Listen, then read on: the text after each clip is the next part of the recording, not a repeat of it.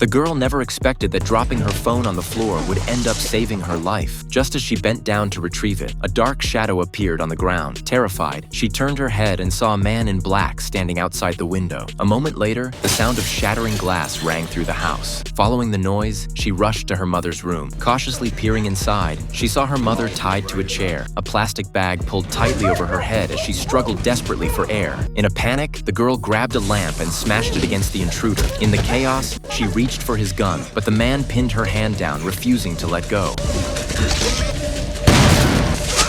Moments later, the intruder lay dead. Out of immediate danger, the mother urged her daughter to take the man's car and run. She ordered her not to call the police, to shut off all communications, and to head straight to warehouse 320 in Carrollton. Until she arrived, the girl must not reveal her whereabouts to anyone. Her mother spoke with desperate urgency. Still crying, Andy embraced her tightly, said goodbye, and let her off. The truth was, earlier that very morning, Andy and her mother had gone out to eat. Suddenly, a man armed with a pistol walked in. Without saying a word, he shot his girlfriend dead in front of everyone. Panic erupted as the customers scrambled beneath the tables. An older man tried to dial 911, but the gunman spotted him and executed him on the spot. Andy, dressed in her police uniform, lay trembling on the ground as the man pointed his gun directly at her. Shaking with fear, she froze. Her mother, however, stood up and confronted the shooter, begging him to kill her instead and spare her daughter. As the man pulled the trigger, the mother grabbed the gun with both hands, wrenching it off target. In his rage, the gunman pulled out a knife and drove it into her palm as she tried to block the attack. Moments later,